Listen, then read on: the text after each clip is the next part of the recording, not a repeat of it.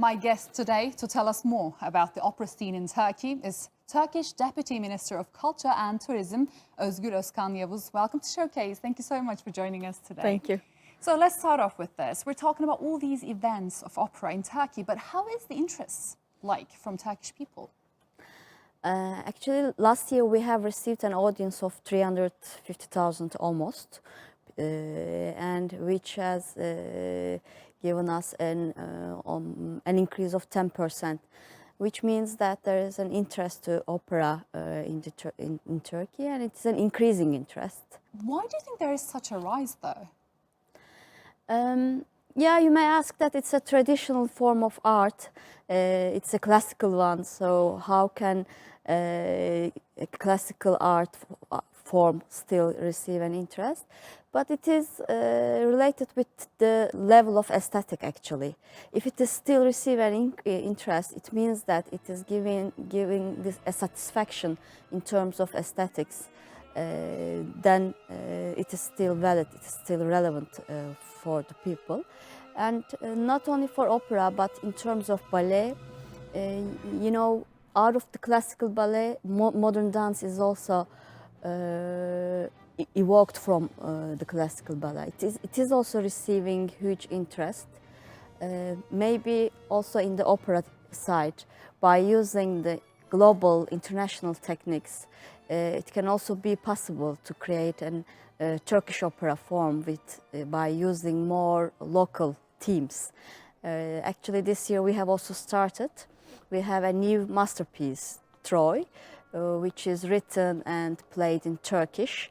And it was really a fantastic show with more than 300 artists on the stage. Let's break it down.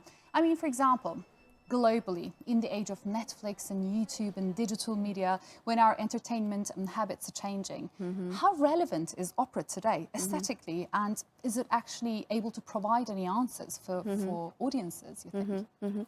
It's a huge discussion, not only in Turkey, actually it's a global discussion about all classical arts, and also about traditional local arts. It's a huge discussion, because with the help of digitalization, the new forms are in a way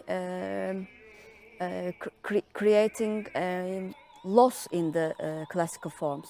But I strongly believe that in order to create something new, you should definitely keep the old one. Because the traditional, the classical and the old one always gives you a basis to create something new.